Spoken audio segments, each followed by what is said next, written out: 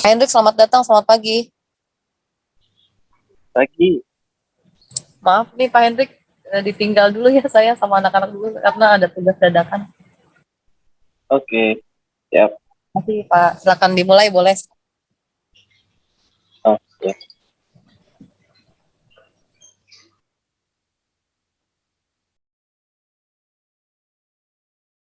oke. Terima kasih yang sudah membuka videonya. Nah ya, Bismillahirrahmanirrahim. Assalamualaikum warahmatullahi wabarakatuh. Selamat pagi semua. Waalaikumsalam warahmatullahi wabarakatuh. Waalaikumsalam warahmatullahi wabarakatuh. Ya, selamat pagi semua ya, siswa-siswi ya. PKN 26, jurusan 3, kelas 11 dan 12, benar ya? Iya, Pak. Oke. Iya, Pak. Kelas 12. Saya lihat sudah ada 9. Yang join 101 dikurangi saya dan Bu Puri berarti ada 99 orang. 3 kelas ya? Betul, Pak. Oke. Kelas berapa aja? Coba boleh diinfo. Ketua kelasnya deh, perwakilan yang bicara. Kelas berapa aja nih yang join? 11 sija 1 hadir, Pak. 11 sija 2 hadir. Kelas 11 12 sija 1 hadir juga, Pak. 11 sija 1 tadi ketua kelasnya siapa? Saya, Pak, 11 sija 1 hadir, Pak. Namanya siapa? Najmi, Pak. Oke. Terus berikutnya 11 sija Sija 2, Pak. sija 2. Siapa namanya ketua kelasnya? Syafiq, Pak. Syafiq. Iya, Pak. Berikutnya 12 12 sija 1, Pak. 12 sija 1. Iya. Sama Halil. Hah? Halil. Halil. Iya. Oke. 3 kelas ya? Iya. Oke. Semua ya. Oke. Untuk hari ini mungkin kita sesinya perkenalan dulu ya. Karena saya yakin itu juga belum kenal kalian. Tadi juga kenal saya, kita belum pernah ketemu sekolah. Itu juga pernah juga ya. Kalian udah berapa lama nih PJJ? Full dari tahun kemarin? Iya, Pak. Tapi sekarang ada PTM dikit-dikit sih, Pak. Oh, mulai kapan? PTM ini udah mulai berapa lama? Udah mulai kemarin sih saya pertemuan ketiga sih. Oke. Berarti sudah sekarang sudah 2 semester ya PJJ ya? Iya, Pak. Oke, saya info dulu ya. Nama saya Hendrik ya. Cukup Hendrik aja, nggak ada panjangannya. Saya dari PT Solu Filantropi Teknologi. Ada yang pernah dapat info tentang perusahaan kita? Ada yang pernah dengar atau tahu? Ada? Tahu, Pak. Hah? Tahu, Pak. Siapa nih yang bicara siapa? Alivia, Pak. Alivia, kelas berapa? 12 sija 1. Oke ya. Tahu dari mana? Mana buka-buka websitenya aja, Pak. Juga dari kakak-kakak kelas. Oh, oke. Yang lain? Ada yang pernah dengar mungkin?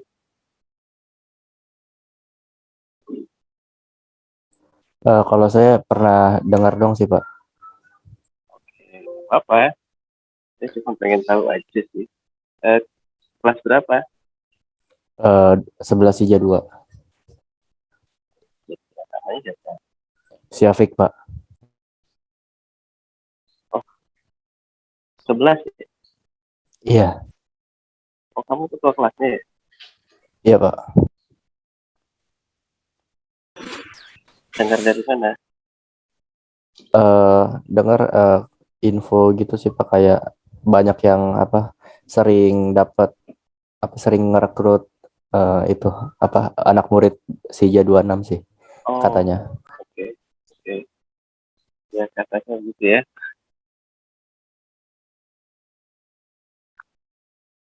Oke, ya, kita lanjutkan perjalanan. Jadi kita PT Solusi Properti Teknologi bergerak di bidang jasa pelayanan teknologi informasi ya. Dengan fokusnya adalah di pengembangan aplikasi. Fokus kita di situ pengembangan aplikasi. Tapi tidak menutup kemungkinan juga kita menyediakan layanan pemeliharaan perangkat IT. Dan hal ini terkait dengan misalnya IT support, terus maintenance ringan, ya ringan, tapi itu nggak banyak. Core bisnis kita adalah pengembangan aplikasi. Aplikasinya apa aja? Kita ada aplikasi yang sifatnya satu itu custom development, artinya kita akan membuatkan software sesuai dengan kebutuhan dari user. Itu bukan file. Yang kedua ada aplikasi yang berbasis IoT, Internet of Things. Yang ketiga ada aplikasi yang masuk kategori enterprise resource planning. Jadi tiga core bisnis pengembangan aplikasi yang kita jalankan. Nah, untuk software yang sifatnya custom development itu ada dua juga, berbasis web, aplikasi berbasis web dan aplikasi yang berbasis mobile. Oke, pengembangannya terus pengembangan atau bahasa programnya ya banyak ya. Kita ada yang berbasis PHP dengan framework itu ada CI atau Laravel, lalu kemudian ada yang ASP.NET juga ada, Python sedikit ada, Java ada. Untuk yang mobile programming kita pernah mendevelop yang berbasis React Native, lalu sekarang Flutter, lalu mungkin juga ada Kotlin, ada juga yang Java. Kira-kira seperti itu sih yang selama ini kami lakukan. Terus kliennya siapa saja? Klien kita itu ada dari swasta, artinya swasta itu non pemerintahan, PPT lah, gitu. Kita banyak di industri. Nah, tapi paling banyak klien kita itu adalah di pemerintahan. Kita banyak support untuk aplikasi-aplikasi di kementerian dan badan-badan pemerintah. Kalau untuk maintenance tadi IT support, kita lapangan pekerjaannya itu lebih kepada memaintain sistem yang sudah existing, artinya user atau klien itu sudah punya sistem apa yang mereka sebelumnya sudah miliki. Nah, kita hanya bertugas memaintain sistem itu, semacam helpdesk ya, kira-kira. Tapi helpdesk ini tidak hanya di bidang infrastruktur ya. Kalau infrastruktur ada server, ada network, ada storage, tidak cuma itu, tapi kita juga support di aplikasi. Nah, itu kira-kira gambaran domain layanan IT yang disediakan di PT Solusi Teknologi. Lalu dari sisi sumber daya. Kalau sumber daya saat ini ya boleh dibilang 99% ya, seluruh tim yang ada di PT Solusi ini memang benar lulusan dari MKM 26 semua, termasuk saya ya. Jadi kita memang ada visi untuk bekerja sama secara konsisten dengan SMK 26 untuk yang bersama-sama kita mewujudkan visi perusahaan dan ingin menjadi penyedia layanan IT yang kompeten, yang bisa memberikan pelayanan terbaik kepada pelanggan dan didukung juga dengan sumber daya manusia yang mempunyai kompetensi terbaik dan juga memiliki attitude yang baik. Jadi kita mungkin secara umum. Oke. Nah, terus terkait program kelas pesanan. Kelas pesanan ini sebenarnya sudah berjalan mungkin 2 atau 3 tahun. Saya 2 atau 3 tahun dengan SMK 26. Jadi setiap tahun kita mengadakan proses ya KBM seperti ini. Kalau dulu itu sebelum pandemi secara PTM. Lalu kemudian pada saat pandemi kemarin sempat dihentikan ya, stop, tidak ada kelas pembelajaran seperti ini. Nah sekarang dengan kondisi yang mungkin sudah lebih baik, kita mencoba untuk memulai kembali proses pembelajaran kelas besaran. Lalu bagaimana dengan kurikulumnya? Nah, kurikulumnya kita prioritas adalah materi-materi yang tentu saja terkait dengan kebutuhan dunia industri, terutama di bidang yang menjadi core bisnisnya Solo, yaitu pengembangan aplikasi. Nah, harapan kami adalah kalian nanti setelah mengikuti kelas pesanan punya bekal yang cukup untuk masuk ke dunia industri. Bagi yang kelas 12 mungkin ya yang bersiap untuk masuk ke masa PKL, dan untuk yang kelas 11 ya harapannya punya basic yang lebih baik lagi dengan terkait kelas 12. Kira-kira seperti itu.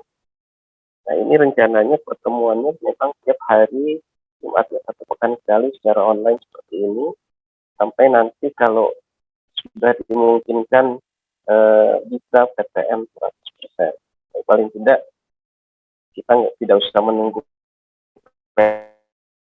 PTM 100%, kita nggak tahu akan kapan, kita terus bergerak saja gitu ya. Kita lakukan semaksimal mungkin yang kita bisa sehingga proses pembelajaran itu berjalan. Oke, terus berikutnya tadi terkait dengan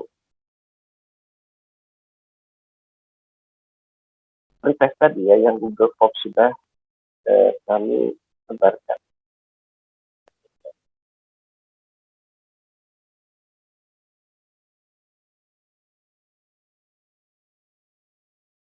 Oke, sambil menunggu ya hasil statistik dari hasil pretest tadi, kira-kira dari gambaran yang tadi saya sampaikan, ini teman-teman semua, kalian ada yang mau ditanyakan nggak? Karena sesi hari ini mungkin saya lebih banyak kita introduksi dulu ya, supaya kalian juga tahu nanti saya kasih gambar apa sih yang ingin dicapai dari kelas pesanan ini. Dari yang tadi saya sampaikan, ada yang mau tanya dulu nggak? Jangan ini ya, jangan malu-malu dan jangan ragu-ragu untuk bertanya. Silakan. Saya ingin bertanya, Pak. Ya, dari siapa nih? Nama saya Najmi dari kelas 11 I1. Saya ingin bertanya, biasanya kesulitan apa aja sih Pak yang sering dihadapi dalam proses pendevelopan suatu aplikasi dari klien, Pak? Oke. Nah ini sebelum saya jawab ya. Kalau terkait tentang perusahaannya, masih ada yang mau ditanyakan sebelum saya jawab yang tadi? Yang lain silakan. Ini masih ada mungkin 9 Saya, Pak. orang yang lain. Syafiq dari 11 Ija 2. Oke, Pak Ketua kelas berarti. Dari PT Solo Filantropi ini ada apa sih pelatihan atau juga menerima rekrutan bagi desainer grafis nggak Pak? Sorry, pelatihan maksudnya training gitu? Kayak ini kan pembagian materi, saya lebih apa cocok nyebutnya training sih sebenarnya, kayak seperti ini gitu. Dan ada juga lowongan gitu seperti untuk desain grafis gitu. Oke. Kalau maksudnya memberikan training secara khusus sih, selama ini kita nggak ada ya, karena kita nggak main di situ. Tapi kalau PKL iya. Jadi contoh yang angkatan sekarang itu, seingat saya ada 4 orang yang penempatannya tuh di desain grafis. Jadi ada, karena desain grafis kebutuhannya kalau di software development itu kita mengarahkan untuk desainer untuk UI UX ya. Jadi ada kalau untuk PKL. Sama ini juga kita ada pengembangan aplikasi untuk augmented reality dan virtual reality, jadi AR, VR. Nah, di situ sangat dibutuhkan sekali kompetensi di bidang desain grafis, terutama untuk 3D-nya. Nah, kira-kira gitu ya, Syafiq ya. Baik Pak, terima kasih. Oke, nah, kita kembali ke pertanyaan yang awal tadi ya. Sorry, siapa tadi namanya? Najmi, Yang Pak. pertanyaan Najmi ya. Kesulitan apa kalau nggak salah ya? Kesulitan apa dalam hal pengembangan aplikasi di klien gitu ya? Iya, Pak. Oke. Pertanyaannya cukup umum sih ya. Coba saya jawab. Kalau dibilang kesulitan ketika kita mengembangkan aplikasi untuk kebutuhan klien, ada hal yang teknis dan non teknis. Nah, yang teknis dulu deh. Kalau yang teknis itu gini, kalau requirement dari kliennya itu membutuhkan tools pengembangan yang developernya jarang, nah itu lumayan sulit. Artinya kita butuh proses pembelajaran lagi. Karena kan bahasa program tuh banyak ya. Kita mungkin sering mendengar ada PHP, Python, dan lain-lain. Nah, yang umum kita dengar, ada juga yang nggak umum. Nah, kalau kita pas mendapatkan requirement yang nggak umum, nah itu lumayan tingkat kesulitannya. Karena ada kurva belajar yang harus kita jalani dulu di tim developer kita. Itu satu. Yang kedua, misalnya gini, requirement dari usernya itu berubah-ubah. Jadi misalnya pertama gini, dia bilang saya punya requirement 10 item. Lalu ketika kita sudah mulai mendevelop, tiba-tiba di tengah jalan, oh saya butuh 12, butuh 13. Jadi nambah. Nah, proses nambahnya ini kalau linear nggak masalah. Tapi kalau nggak linear, contoh misalnya saya kasih analogi. Ini ada klien datang ke kita. Saya pesan dong gitu. Saya mau bikin sepeda. Nah, kita mulai bikinin. Di tengah jalan dia bilang saya maunya motor. Itu bisa terjadi seperti itu. Dan itu masih mending. Ya, dari sepeda jadi motor. Jadinya sepeda motor. Bayangin kalau misalnya awalnya pesan sepeda, tiba-tiba di tengah jalan dia bilang, oh saya maunya jadi kue bolu. Itu belas nggak nyambung. Tapi ada kemungkinan seperti itu. Jadi itu ya sifatnya non teknis ya, tapi mungkin saja terjadi.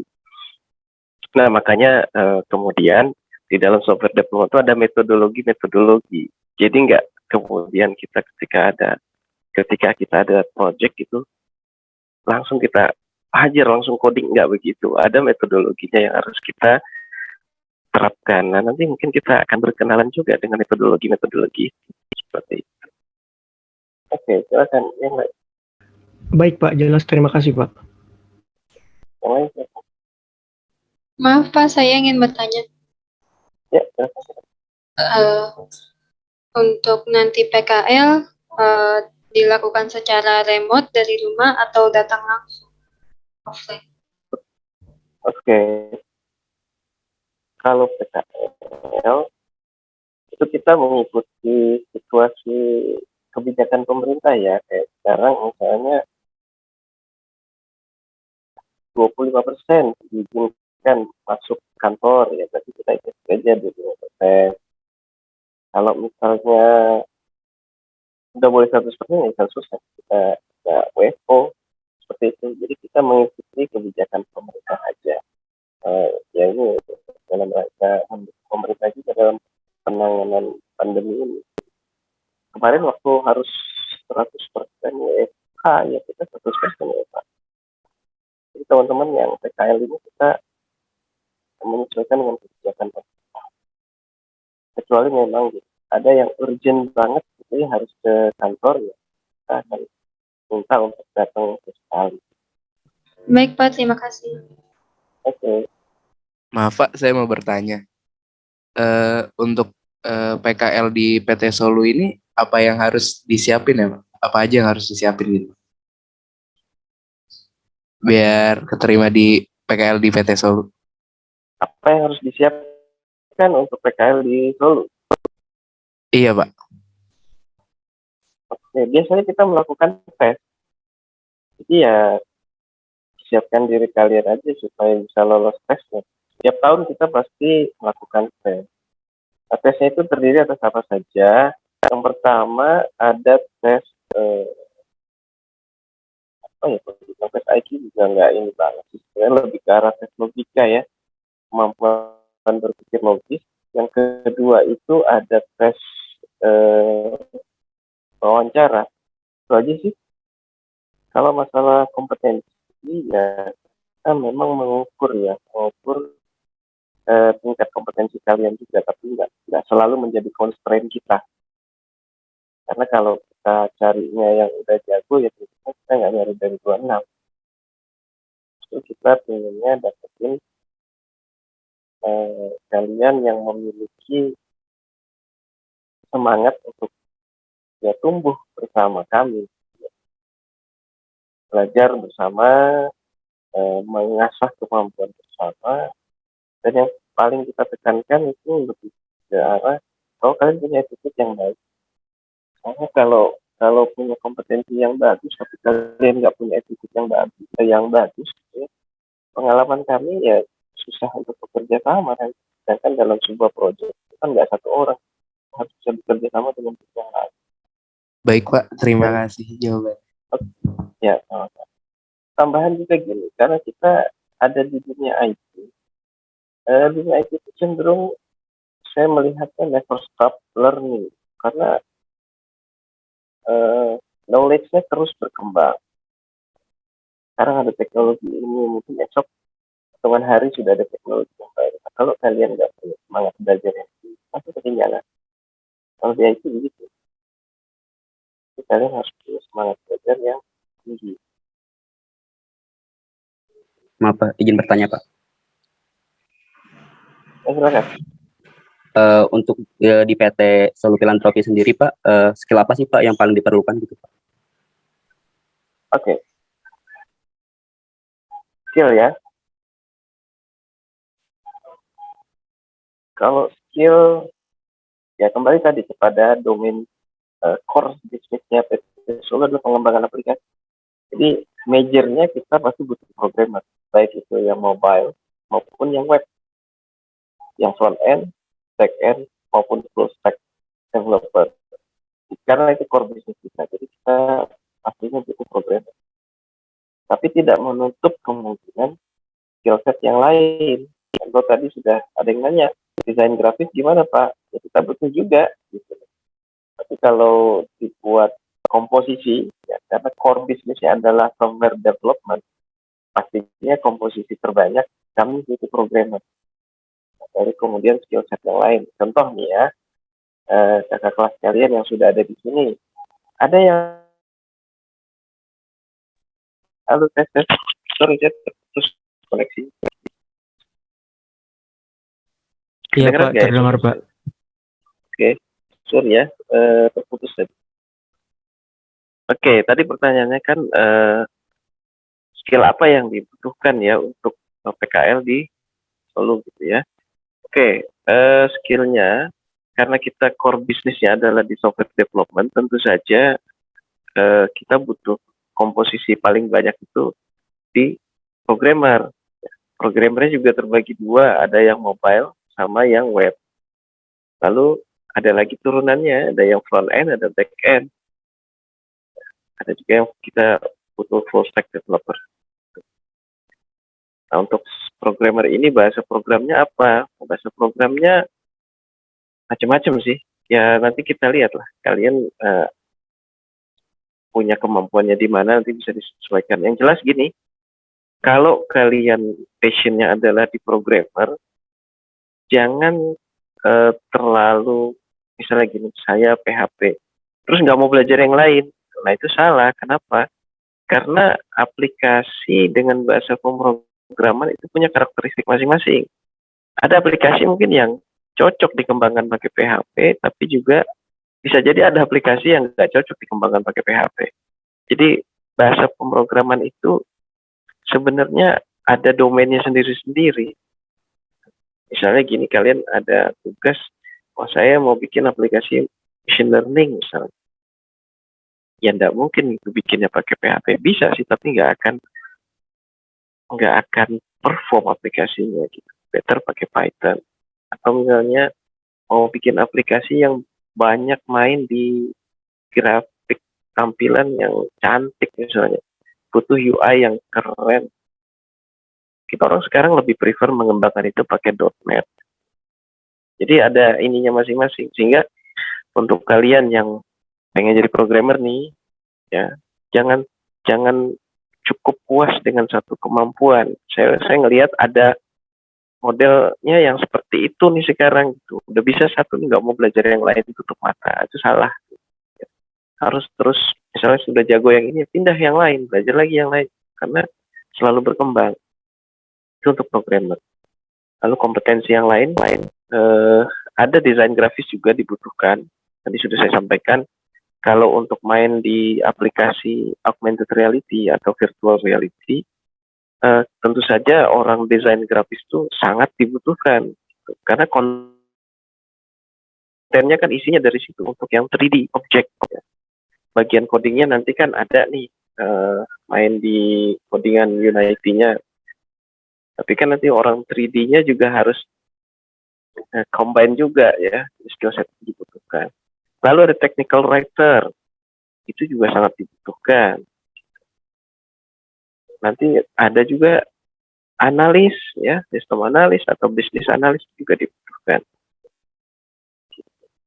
Nah, kira-kira itu sih yang paling banyak selama ini kita kembangkan skill set di sini. Oke, yang lain silakan. Maaf Pak, saya izin bertanya. Ya, siapa nih? Lazian Alfalah Pak, dari 1231. Oke. Saya mau bertanya, kalau dulu kakak kelas yang dulu itu, ketika diterima di PKL itu, mereka apakah ada proyek gitu Pak, kerja bareng-bareng, berkelompok, atau gimana gitu Pak, di sana? Penugasannya pada saat PKL maksudnya? Iya Pak. Oke. Pada saat PKL kita sistemnya begini.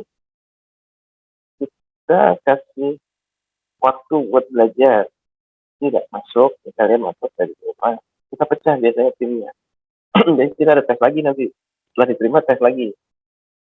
Oh, yang ini cocoknya ini, yang ini cocoknya. Kita bagi-bagi. Kita bagi, dan kasih waktu untuk belajar.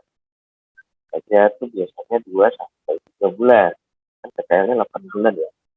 2 sampai 3 bulan belajar. Setelah itu, ya udah langsung kita terjunkan ke proyek, gabung sama senior-seniornya, ya langsung mengerjakan proyek. Itu sih yang biasanya dilakukan. Karena kalau belajar aja nggak terjun ke proyek, ya dapetin experience-nya, terus juga skillnya lebih cepat nambah pas udah langsung hands on di proyek kan. Jadi tahu, oh gitu, kayak gini kerja tuh kayak seperti itu. Kalau untuk masa pembelajarannya itu kita berarti otodidak sendiri atau ada kayak pembimbing gitu Pak? Ada yang gini, tapi nggak tiap hari ya, karena kita nggak punya waktu buat itu. Jadi gini, cara belajarnya nih, kalian udah dibagi timnya, kita akan langsung kasih arah, ini yang harus kalian pelajari, ini materinya. Kalau nggak tahu, tanya, nanti ada evaluasinya biasanya pekan satu pekan sekali evaluasi. Karena ada tim leadernya, kita tunjuk tim leader, jadi nggak dibiarin gitu aja gitu. Terusnya nggak diurusin, nggak begitu. Karena ini budaya di kita, kalau yang PKL di kita, memang tujuan akhirnya adalah rekrutmen. Jadi biasanya yang PKL ini kalau PKL lah, nggak ada yang kita lepas.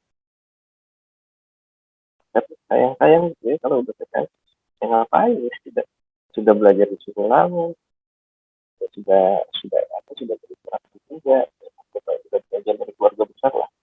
Ya, hampir nggak pernah kita lepas yang udah PKL kita sudah.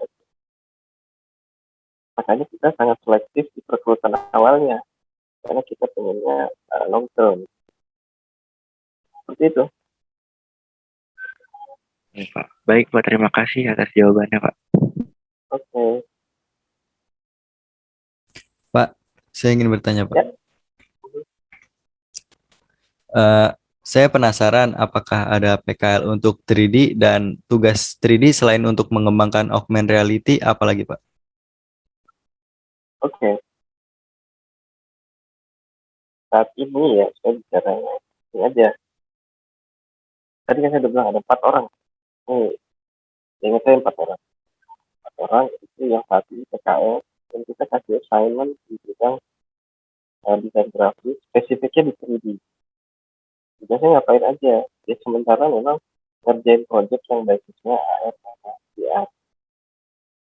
Kalau di luar itu ngapain? Ya kan, insidental sih. Kadang-kadang kita minta tolong sih untuk mendesain UI aplikasi untuk mobile terutama. Ini tampilannya biar bisa versi mobile, tolong dong dibantu. Tapi itu insidental. Yang core-nya kita kasih tugas untuk membangun objek 3D untuk nanti dimasukkan sebagai konten di dalam aplikasi AR VR.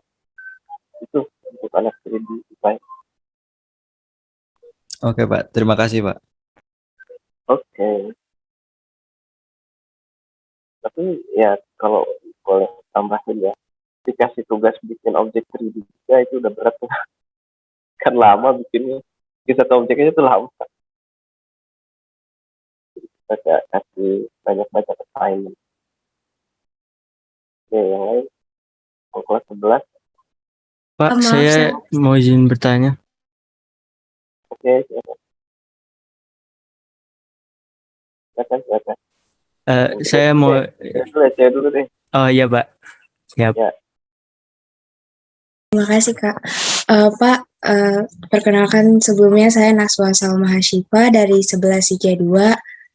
Saya memiliki 2 pertanyaan mengenai PT Solu Pak. Yang pertama, apakah ada jangka waktu bagi kami atau syarat jangka waktu bagi kami setelah join PT Solu untuk lanjut ke pendidikan selanjutnya Pak? Yang kedua, apakah PT Solu melakukan proyek di luar Jakarta Pak? Dan jika ada, apakah ada syarat lagi untuk melakukan proyek itu, Pak? Maksudnya untuk dikirim ke proyek di luar Jakarta, Pak. Terima kasih, Pak. Oke, baik. Yang pertama, jangka waktu. Jangka waktu, sorry. Yang jelas maksudnya jangka waktu itu gimana ya? Misalnya syarat dari PT Solu untuk kami melanjutkan pendidikan atau kuliah itu, misalnya 3 tahun setelah kita menjadi karyawan, baru boleh kita kuliah gitu, Pak. Oke, baik. So far selama ini kita nggak ada pembatasan. Jadi yang sudah kita rekrut terus kamu kuliah ya kita persilakan selama bisa membagi waktu. Ya kalau di pengembangan aplikasi gitu ya, kan cara kerjanya itu sebenarnya lebih kepada target base. Ya, sepanjang kalian bisa mengatur waktu, target dari leader bisa tercapai ya tidak ada salah. Yang penting bisa mengukur diri sendiri aja, kita kan nggak bisa membatasi juga orang terus maju gitu ya. Kita nggak membatasi, yang penting bisa atur waktu. Dan ya selama ini yang berjalan juga seperti itu. Rata-rata kakak kalian yang nyambi kuliah, ya, ngambilnya semua rata-rata yang kelas karyawan ya, yang belajarnya dari weekend. Lalu berikutnya, apakah ada proyek di luar Jakarta? Ada, tapi nggak pernah jauh-jauh sih. Paling di sekitaran Jabodetabek. Kalau keluar Jabodetabek ya pernah ada, tapi biasanya yang kita kirim bukan anak Jakarta. Dan itu bukan yang sifatnya nge-base gitu ya, artinya ya paling 2-3 hari udah kembali. Ada yang gitu. Tapi kalau yang nge-base camp itu maksudnya sampai lama, ya contoh misalnya saat ini kita ada paling jauh masuknya ya di wilayah Kabupaten Bogor gitu. Nah itu kita taruh anak PKL di sana kurang lebih berapa bulan gitu. Ada tempat kita taruh tempat rumah kita gabung sama seniornya. Tapi masih dekat di Bogor. Itu seperti itu. Baik, Pak. Terima kasih, Pak, atas informasi dan jawabannya, Pak. Oke. Bahkan tadi yang mau bertanya, yang cowok tadi. Ya Pak, izin mau tanya, Mhm. kalau misalkan kita nih udah terima PKL, buat aspek penilaian dalam bekerjanya tuh gimana ya Pak kalau dari perusahaannya, kayak kinerja kayak apa yang dianggap berhasil di perusahaan ini Pak? Oh, istilahnya indikator performance ya untuk menilai, oh ini anak ini berhasil, gitu ya. Oke. Ya kita melihatnya sebenarnya improve nggak kompetensinya sama attitude-nya selama kalian PKL di sini itu kita monitor sih, karena kan kita tiap 2 minggu sekali ada evaluasi perusahaan. Kalau anak PKL seminggu sekali juga leadernya akan ngasih apa ya, semacam brief gitu ya. Tapi kita melakukan evaluasi itu saja. Nah, performanya apa tadi? Performanya kalian berubah nggak secara kompetensi, nambah nggak? Contoh, pas masuk, misalnya gini, kemampuan codingnya skala 1 sampai 10, baru skala 3 misalnya. Nanti di tengah masa PKL, katakanlah setelah 4 bulan, 5 bulan, kita akan lihat kompetensinya nambah nggak? Minimal naiklah ke 7 gitu, dari tadi skalanya 3. Kalau nggak naik kan berarti ada yang salah tuh. Nah, kita tinggal evaluasi. Yang salah ini emang anaknya yang nggak mau belajar, atau lingkungan yang nggak mendukung, ya. Artinya lingkungan tuh lingkungan kantor dan lingkungan rumah ya. Apa yang salah? Itu kan harus kita improve. Yang kedua, attitude-nya juga harus kita nilai. Kenapa? Kan kalian bukannya tidak mungkin ya, itu akan terjun di klien. Tapi berhadapan langsung dengan kliennya PT Solu. Nah, kan nggak mungkin kalian berhadapan dengan klien kami dengan gayanya gaya seperti masih sekolah. Gitu. Nggak mungkin itu. Jadi kita juga memperhatikan itu, mencoba mengimprove kalian di sisi itu juga, ngajarin attitude yang baik itu seperti ini, kita arahkan. Di tempat klien harus begini, cara berpakaiannya begini, cara berbicaranya seperti ini, seperti itu. Tapi kembali lagi, apakah kalian akan improve atau tidak, itu sangat bergantung kepada kemauan diri kalian sendiri. Kalau kalian yang nggak mau berubah ya susah. Jadi, tapi kan ada resikonya, kalau kalian tidak berubah ya resikonya kena evaluasi. Bisa saja terus kemudian kita putus kontrak. Ya. Jadi, perlukan saya garis bawahi, Solu bukannya tidak pernah memutus kontrak anak PKL. Kita pernah mengembalikan anak PKL sebelum masa PKL-nya selesai. Karena kita lihat sudah nggak bisa kita bina lagi nih. Itu sebenarnya sayang banget. Ya, mudah-mudahan nggak terjadi lagi sih yang seperti itu. Oke, itu dari saya gambarannya seperti itu. Ya Pak, terima kasih banyak Pak. Silakan yang lain. Oke, sambil nunggu mungkin yang lain yang mempersiapkan pertanyaan. Saya coba share sedikit hasil riset tadi ya.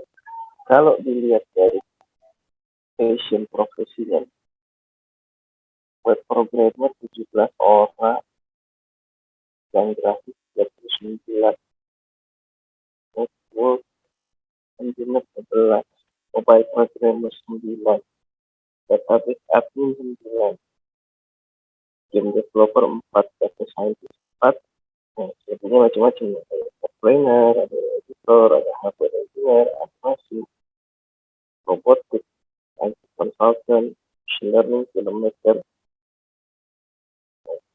analis, cyber security, visual director, dan ada yang belum tahu minatnya kemana. Oke, jadi secara umum paling banyak justru ke arah desain grafis dari 3 kelas. Oke, bahkan ini kalau yang cabang programmer ya, saya jumlahkan pun masih kalah banyak dibanding yang mau ke desain grafis.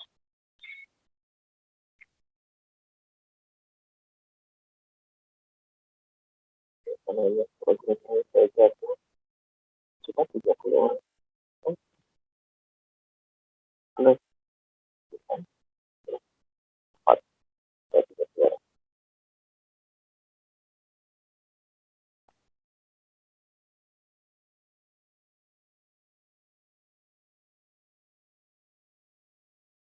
ini yang desain grafis, kalau base kompetensinya di sekolah ada mapel apa ya untuk mendukung desain grafis?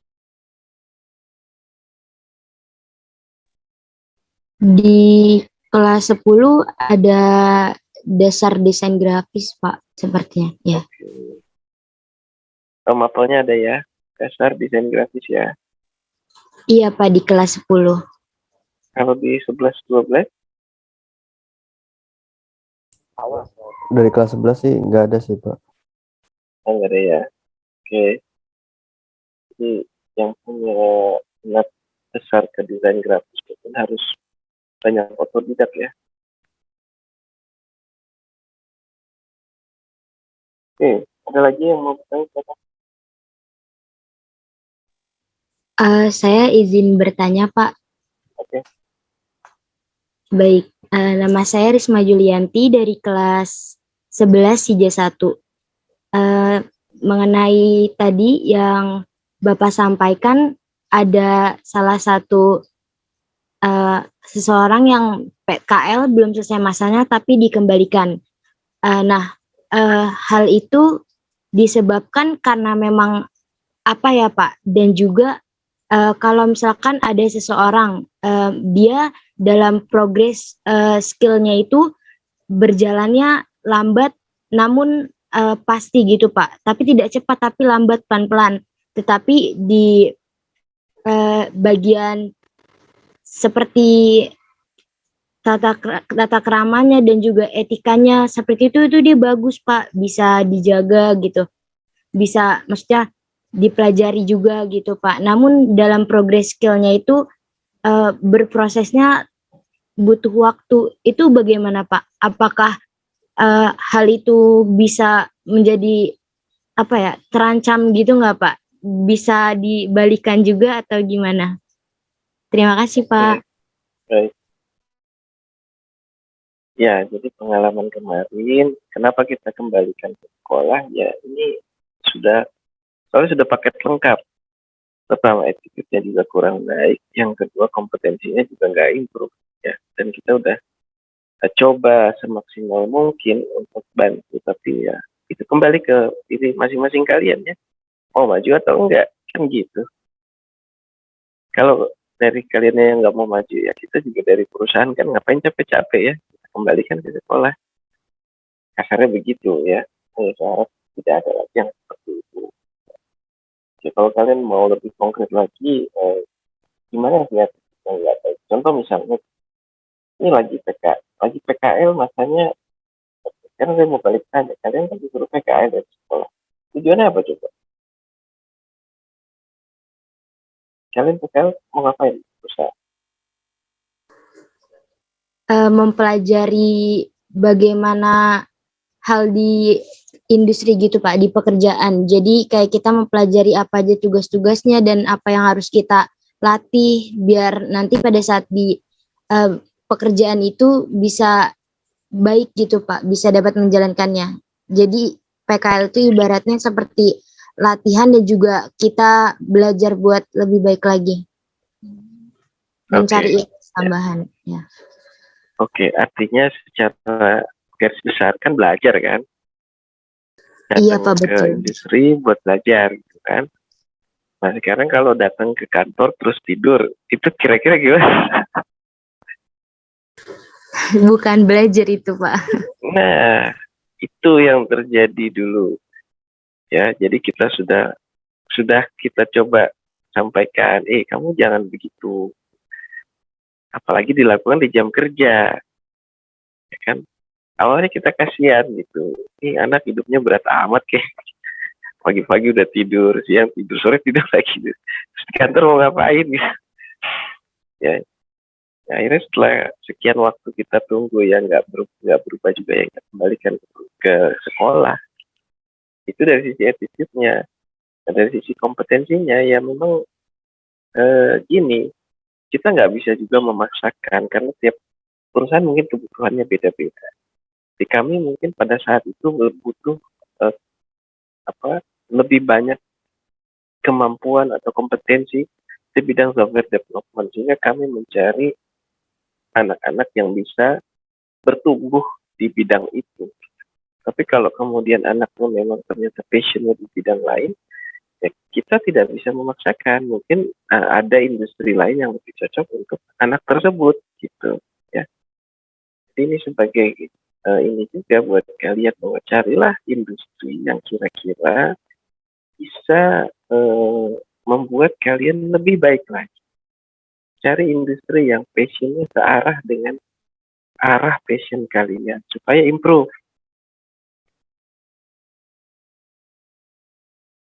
Semaksimal mungkin usahakan seperti itu. Ya mungkin akan ada kondisi tidak ideal, misalnya passionnya kemana, dapat industrinya kurang sesuai. Ya mungkin ya, tapi kalau kondisinya terpaksa seperti itu, ya dimanapun kalian berusaha untuk improve lah. Tapi sebisa mungkin coba, dan saya yakin sekolah pasti membantu lah untuk mencarikan industri yang sesuai.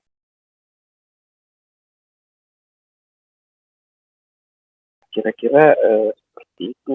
Ya, jadi saya berharap kalian nanti kalau PKL itu attitude-nya berubah lah. Jangan budaya sekolah dibawa ke budaya perusahaan, karena sangat berbeda sekali. Ya, etika perusahaan, etika di sekolah. Kalau di sekolah mungkin bergaulnya kan kebanyakan dengan teman sebaya gitu ya. Artinya ya udahlah, sama-sama enak gitu, sama-sama asik aja. Ya, kalau di perusahaan kan beda, ada level, ada pimpinan, ada klien. Terus budaya komunikasinya juga beda, bahasanya formal. Terus harus diperhatikan hal seperti berpakaian juga sama, ya, berpakaian waktu di rumah dengan di kantor kan beda. Jadi perhatikan.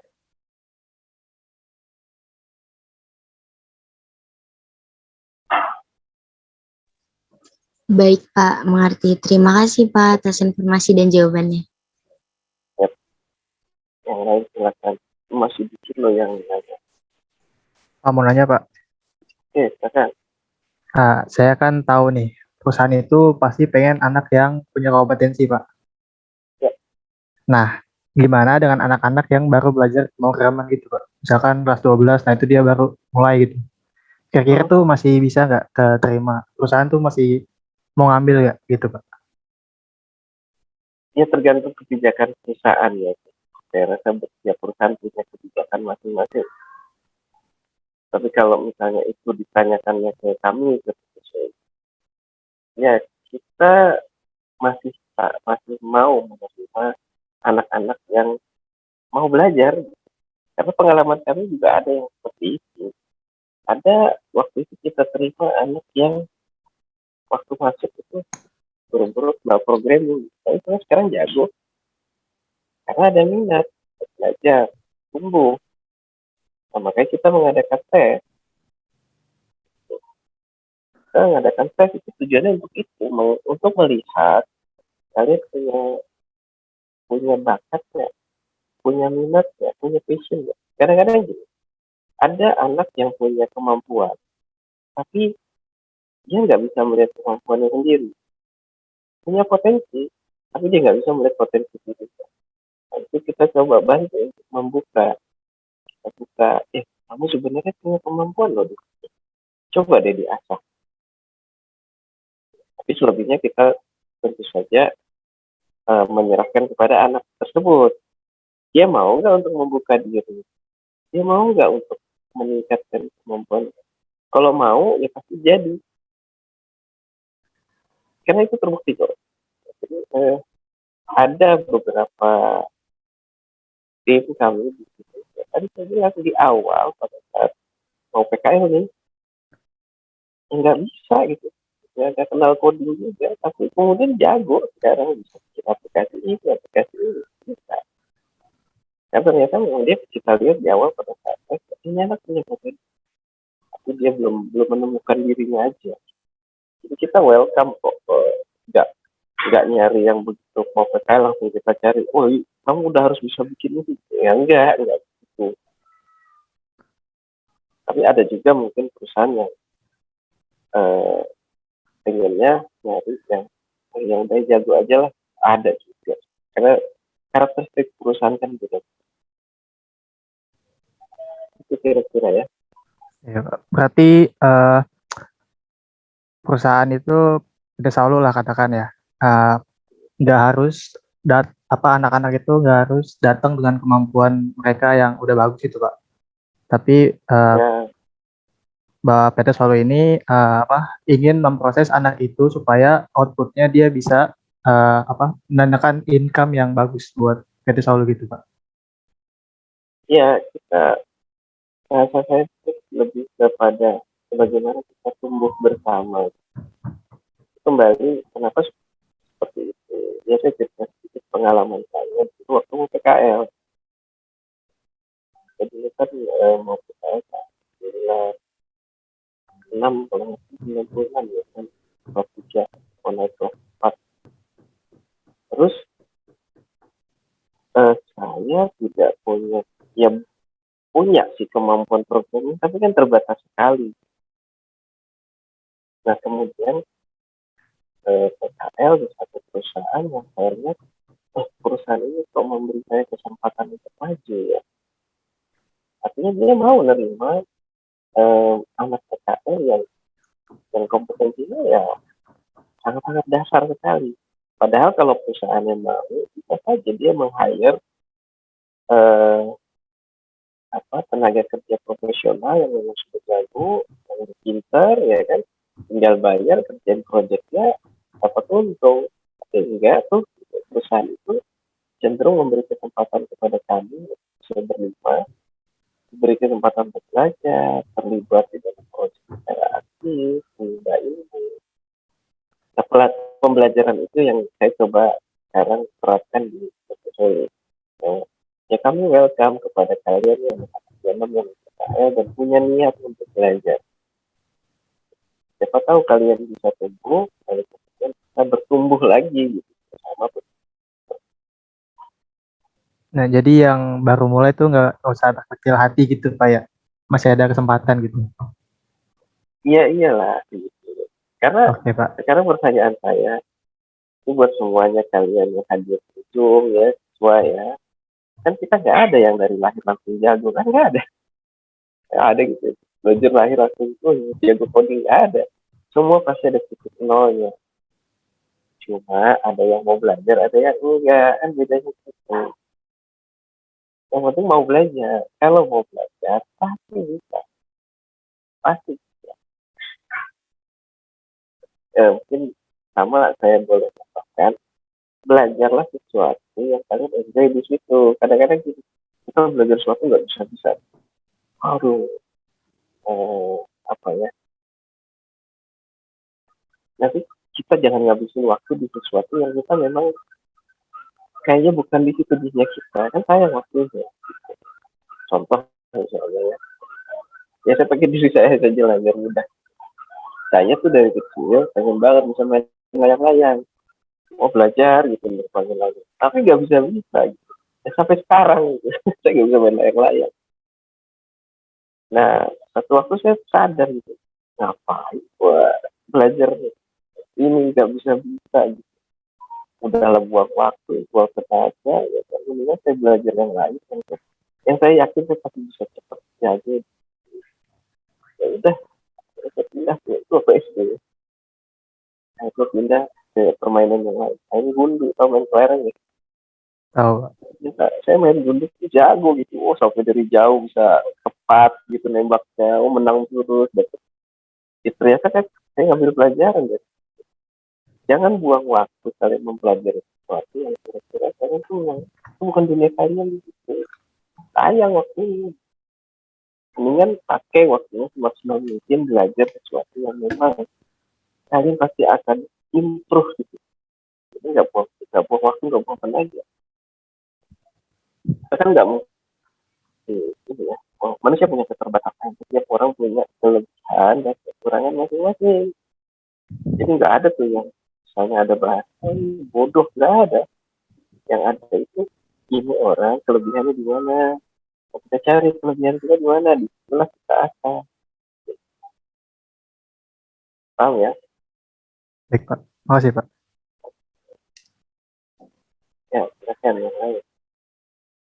Jadi hari ini kita targetnya memang kita ya ini dulu lah. eh, lebih banyak perkenalan dulu sebelum masuk ke materi pembelajaran. Karena saya akan menyusun materi pembelajaran berdasarkan previous study, ya, supaya lebih pas gitu.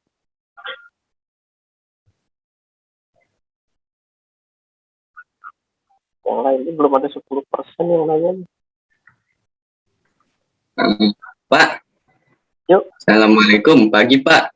Saya Ciko Pak, dari 1131 nih. Pengen nanya Ya. Pak. Ya. Nah, atmosfer kerja di PT Solo itu gimana sih Pak? Kayak kesehariannya gitu Pak. Oke. Mana ya atmosfernya ya? Bahasanya tinggi nih, atmosfer.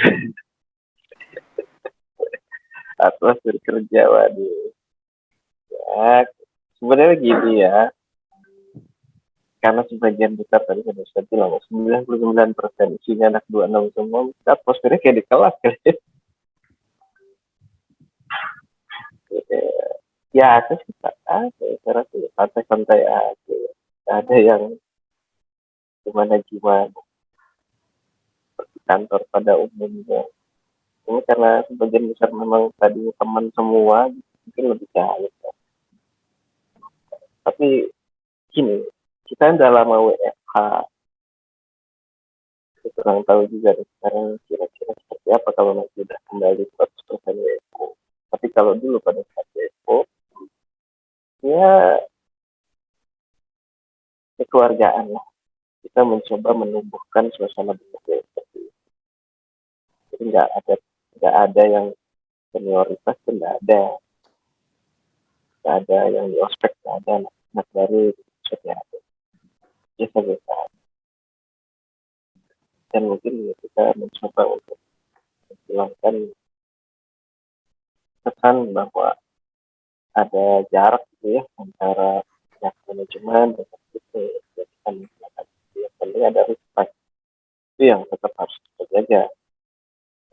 Ada respect bahwa di A adalah tim leader saya, jadi saya harus menghormati dia. Tapi di luar urusan profesional ya kita teman. Jadi usahakan kekeluargaan mungkin. Dan safar yang berjalan seperti itu. Juga tidak ingin di dalam perusahaan ada suasana yang kaku, ya terlalu birokrat.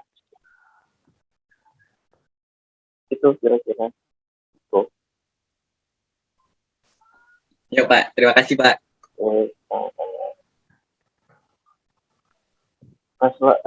Sekarang saya mau tanya, selama PJJ ya, selama pendidikan jarak jauh, belajar di rumah, ini teman-teman, kalian cara belajarnya gimana untuk meningkatkan kompetensi masing-masing? Mungkin kan ada keterbatasan, misalnya koneksinya buruk, gitu ya, nggak bisa mendengar suara guru dengan baik, atau mungkin kadang-kadang lost, nggak bisa ikut sama sekali. Selama kurang lebih 2 semester ini belajar di rumah, apa yang kalian lakukan? Ada yang bisa cerita? Mana caranya untuk tetap tune in dengan perkembangan teknologi? Coba deh. Biasanya dari YouTube sih Pak, atau enggak baca-baca artikel gitu Pak. Iya Pak, kalau mau lebih advance gitu biasa ngulik sendiri.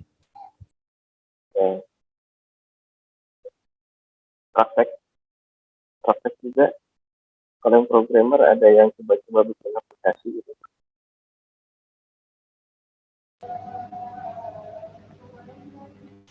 Baru proyek kecil-kecilan aja sih Pak biasanya.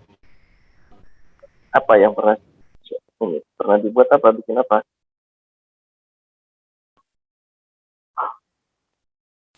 Saya pernah buat lyrics finder Pak. Jadi ngambil nge-scrap suatu lyrics dari suatu website buat ditampilin di terminal gitu Pak. Lirik lagu maksudnya. Iya. Terus inputannya kamu nge-scrap dari web orang misalnya. Dari web orang iya Pak. Ya, terus? Jadi saya habis itu kan dapat prosesnya kan kayak berupa plain HTML aja Pak. baru diproses di situ, diambil yang di bagian-bagian intinya buat di display ke terminal, Pak. Tujuannya berapa? Biar gampang aja gitu, Pak, nyari lirik gak usah buka browser. Oh, kamu Sambil latihan library Beautiful Soup juga, Pak. Iya. ya, artinya caranya kamu kasih kata kunci tertentu lalu akan lakukan scraping gitu kan, baru Iya, diambil dari kata kunci itu dapat lirik apa aja. Iya. Jadi kita masukin judul gitu, Pak, ke inputan, nanti dia yang proses. Judul lagunya. Iya, Pak.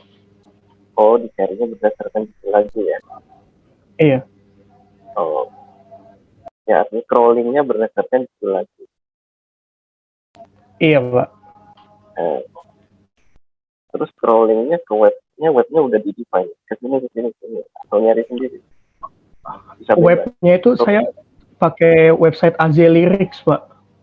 Jadi kan kalau kita nginput ke suatu website, ada URL-nya di atas tuh, kayak misalnya nginput perfect Ed Sheeran, ada perfect plus Ed Sheeran misalnya begitu, Pak. Nah, jadi hasil dari input itu websitenya diambil lagi, Pak.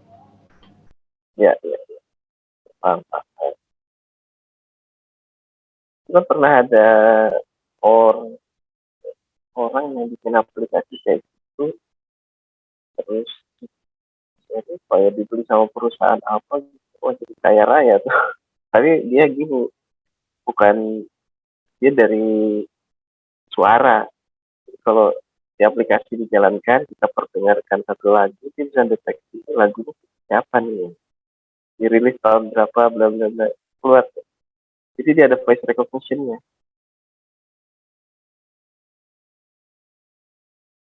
Jadi pada fitur di mana fitur itu, kayaknya di iPhone atau di Google, di Android ada voice recognition buat mengenali lirik dalam lagu pakai suara ya, bukan dari teks. Keren.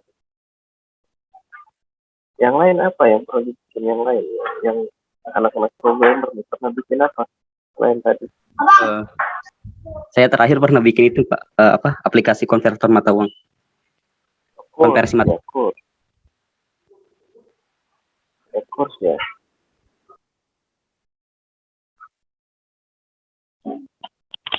Ada yang pernah main Arduino? Kelas 12, Pak, ada mata pelajaran IoT gitu, Pak. Oh, oke. Prakteknya bikin apa? Bikin ini sih kecil-kecil gitu, paling running text gitu, Pak. Oh, itu connect ke Arduino? Iya, Pak, di Proteus, bikinnya di Proteus. Oh. Enggak Arduino langsung fisiknya, virtual gitu, Pak. Oh, virtual. Virtual. Belum yang langsung.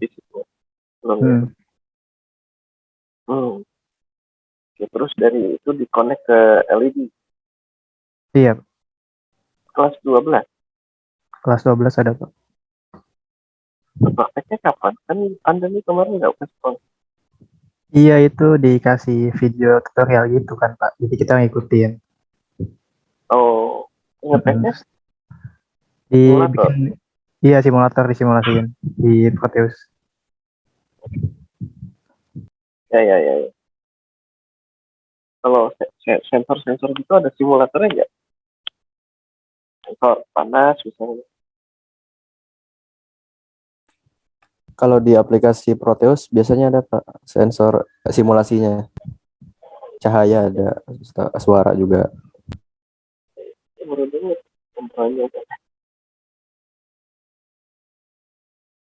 Oke, kalau yang dari anak-anak network nih, ada 9 orang. Apa yang sudah dilakukan selama ini buat menambah kompetensinya? Kompetensinya bilang network. Coba ceritain. Kalau untuk network kita masih ini sih, Pak. Ya. Masih ada dalam pelajaran gitu, cuma buat angkatan sekarang kayaknya yang menekunin banget ke network tuh udah jarang.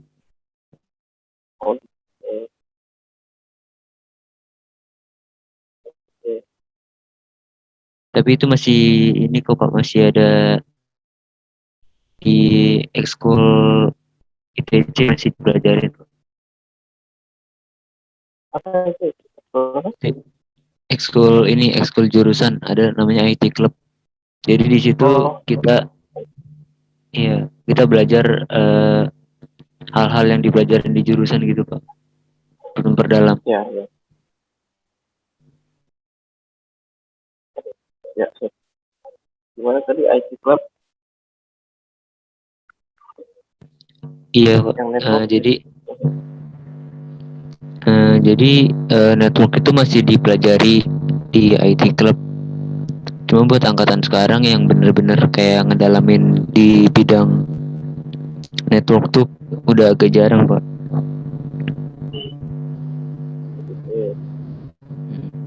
Ya, tadi karena saya melihat itu masih ada yang fashion itu yang network, dan saya tahu berapa jauh nih yang kalian lakukan selama masa pandemi. Karena kalau network ini tentu harus praktek tuh, ya. Kalau nggak praktek kan susah nih. Kalau praktek di network itu masih pakai aplikasi kayak Cisco gitu-gitu Pak. Ya, simulator. Iya Cisco. Tapi kalau praktek secara langsungnya belum. Oh ya, kalau mata pelajaran saat ya saat itu kelas 11 pasti ada.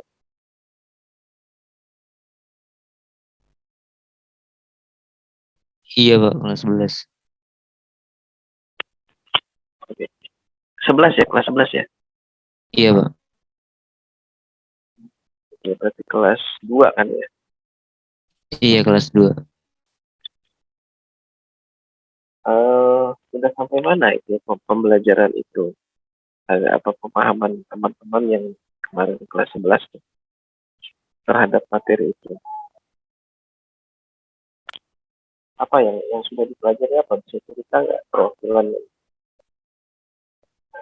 ya Pak?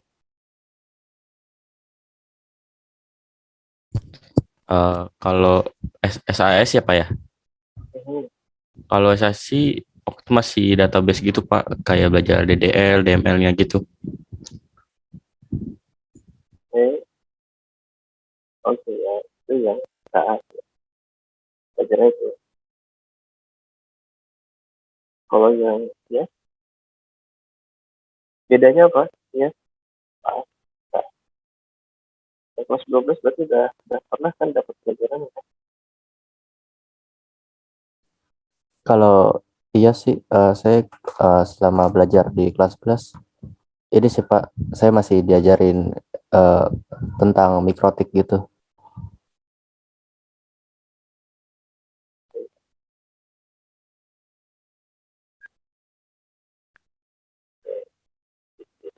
Untuk sertifikatnya ya.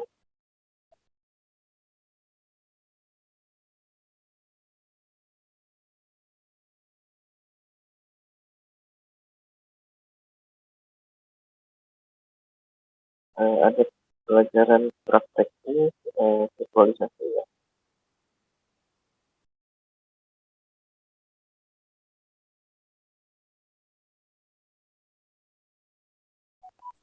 Maaf Pak, kurang terdengar. Pelajaran atau praktek mungkin tentang virtualisasi dapat?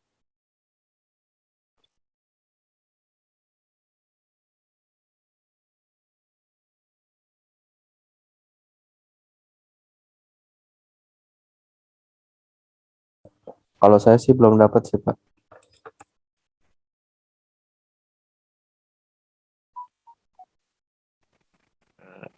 Maaf Pak, saya ingin bertanya Pak.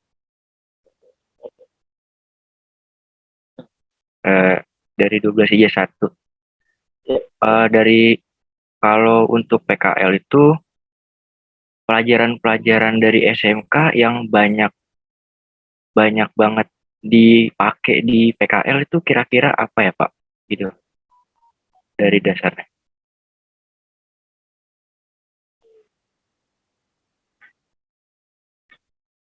Nah, kayaknya maksudnya di Solo kali ya. Kalau di perusahaan saya nggak tahu ya. Iya Kalau Pak. di Solo, kalau di Solo karena kita core-nya ya. Kalau pada itu saja mata pelajaran tentang programming ya. Basic programming dapat data-data pemrograman.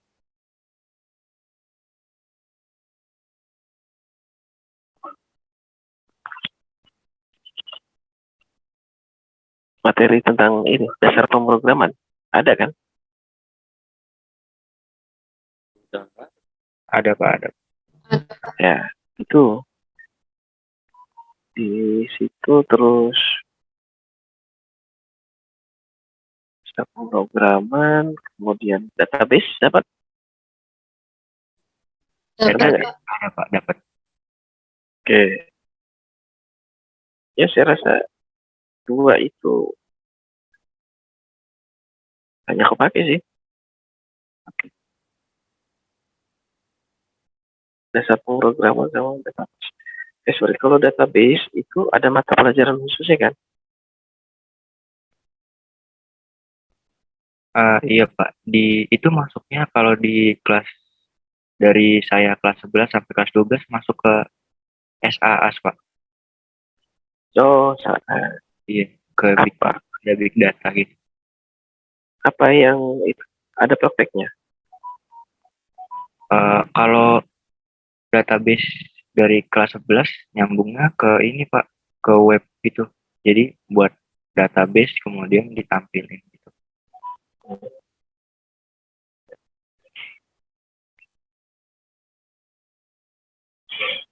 Apa database-nya yang dipelajari apa? Kita pakainya MySQL Pak. Berarti familiar semua ya dengan bahasa SQL ya? Iya Pak, kalau DDL, DML gitu dapat pelajarannya. Ya itu penting banget. Kalau udah bisa menguasai itu bahasa SQL, ya inilah, udah oke lah. Tahu bedanya DML, DDL, DCL. Oke lah. Udah hafal komennya apalagi, udah hafal komen-komennya.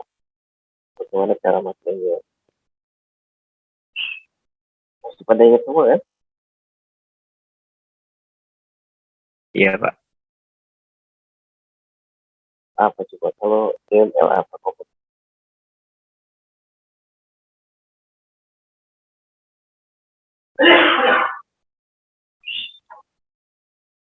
Ya. Wah.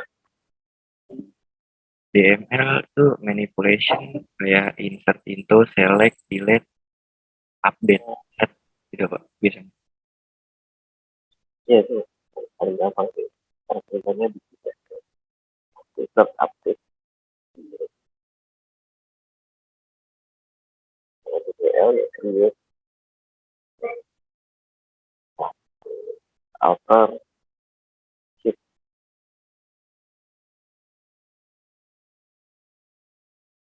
Yang banyak dipakai itu banyak. Yang itu ada waktu kita bisa belajar. Fungsinya banyak. Baik Pak, terima kasih Pak atas jawabannya. Kalau 12 masih banyak nih. Jangan malu-malu. Maaf Pak, saya juga ingin bertanya. Pertama tadi kan Bapak sempat menyinggung soal tes ya Pak. Ya. Lalu pertanyaan pertama saya, apakah semua siswa mulai dari kelas 11, terutama kelas 12 yang ingin PKL berhak mendapatkan tes? Lalu untuk pertanyaan kedua, kemungkinan tes itu akan diselenggarakan kapan ya Pak? Dan untuk pertanyaan terakhir, kebijakan PT Solu untuk menerima siswa PKL itu maksimal berapa Pak? Saya Pak. Kalau untuk tesnya kapan itu ya kita ikuti jadwal sekolah sih, karena kan yang punya jadwal sekolah ya. Biasanya kita diinfo dari sekolah. Ini mulai boleh mengadakan tes untuk anak PKL mulai bulan apa, ya kita ikutin aja. Dan biasanya kita ya menyesuaikan lah waktunya ya, sekolah bisa, kami bisa, ya kita adakan sesuai kesepakatan. Yang jelas biasanya kita berusaha seawal mungkin tesnya. Kalau ditanya kapannya, saya akan ikuti jadwal sekolah biasanya. Sekolah yang akan info kami gitu. Terus yang kedua tadi, apakah semuanya berhak untuk ikut? Ya, semuanya berhak untuk ikut. Itu nanti kami juga mengikuti aturan dari sekolah. Karena kan sekolah juga punya kebijakan sendiri dalam artian perusahaan yang membutuhkan anak PKL kan bukan dari kami saja. Ada juga perusahaan lain. Di sekolah punya kebijakan. Ya, kita ikut aturan sekolah saja. Tapi pada intinya, kalau dari perusahaan kami, ya kami terbuka. Siapa saja boleh untuk ikut tes, silakan saja. Terus tadi yang pertanyaan, ya apa pertanyaannya tadi? Itu Pak, kebijakan PT Solu untuk menerima siswa PKL itu maksimalnya berapa? Oh iya, oke. Kita sih sebenarnya nggak ada ini ya, tergantung kebutuhan. Variatif. Kadang kita ambil 4, 5, tahun ini 11, jadi ya tergantung Tuhan, menyesuaikan aja. Mudah-mudahan tahun depan 30, kita jadi banyak. Amin. Kita lihat kebutuhannya dan kemampuan kami untuk, jadi gini, tadi kan sudah saya jelaskan ya, bahwa karena kami nggak terlalu menargetkan harusnya, ada semangat untuk berbagi pembelajaran juga. Artinya ya, sepanjang kami mampu untuk menghandle anak mampu itu kan ada dua, teknis dan non teknis. Ya, kita akan berusaha semaksimal mungkin untuk bisa menyerap anak PKL dan anak. Dan ya, kalian doakan saja kita bisa menyerap banyak. Ya, baik Pak, sudah jelas. Terima kasih Pak. Ya.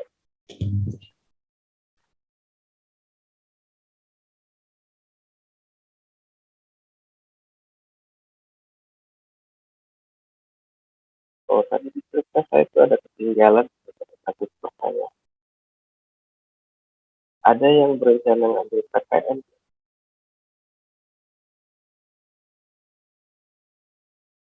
Ada yang berencana ngambil PTN?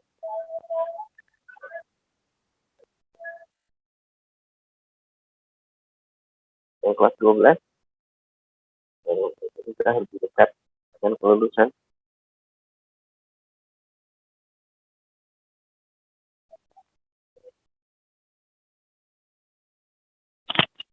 Ada nggak yang rencana PTN? Saya sih enggak, Pak. Atau yang lain? Yang lain silakan kalau ada.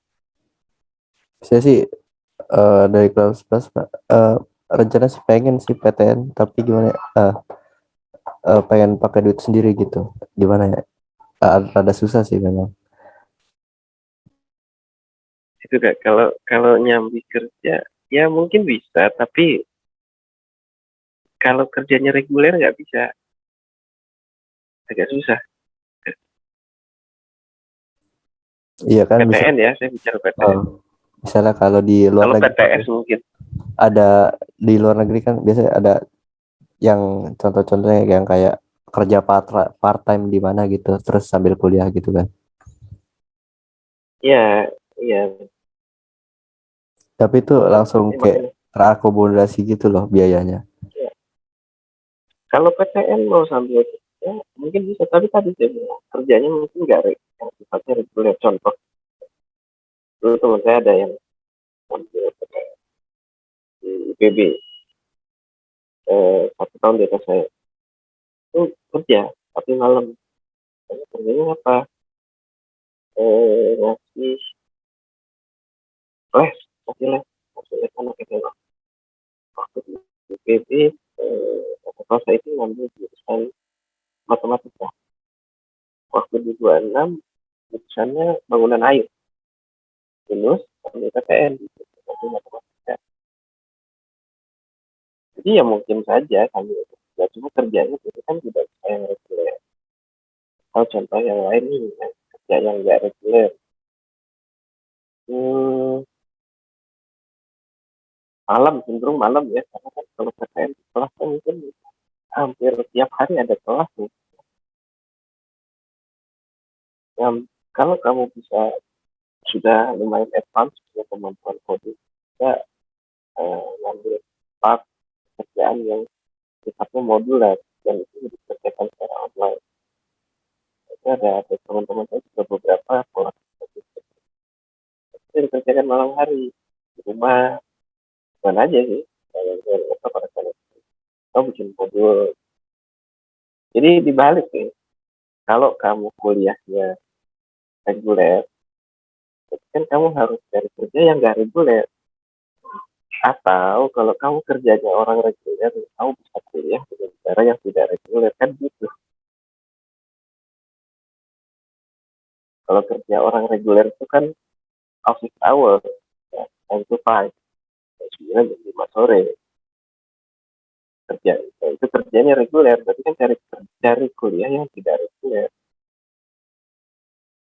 Kalau kuliahnya yang reguler, yang kuliahnya adalah setiap hari dan cenderung office hour juga 9 to 5, kamu harus cari kerjanya yang tidak reguler. Contohnya itu tadi, les misalnya, privat, atau kalau kamu bisa punya kompetensi coding atau desain, entah itu desain grafis atau desain interior, itu kan bisa dilakukan paruh waktu. Kan kamu itu sih. Oh, PR-nya kan jadi banyak nih. Kalau memang niat mau PTN, persiapannya ada dua.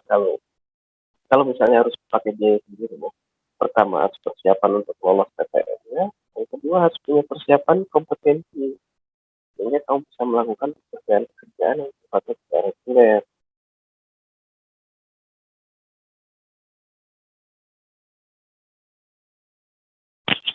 Oke, kalau nggak ada pertanyaan lagi, kita akan close dulu session untuk hari ini. Mulai pekan depan baru kita akan start untuk belajar materi-materi yang terkait kompetensi SIJA ini ya.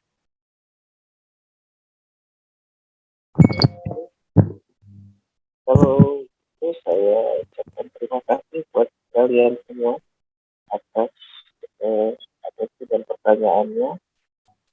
Terima kasih kita sudah mengikuti sampai dengan jamnya sesuai dengan jam. Insya Allah mulai pekan depan kita akan start pembelajarannya ya. Materinya seperti apa nanti kita susun dan akan share ke kalian.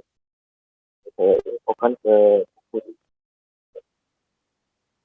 Cukup sekian dari saya. Terima kasih semuanya. Assalamualaikum warahmatullahi wabarakatuh. Selamat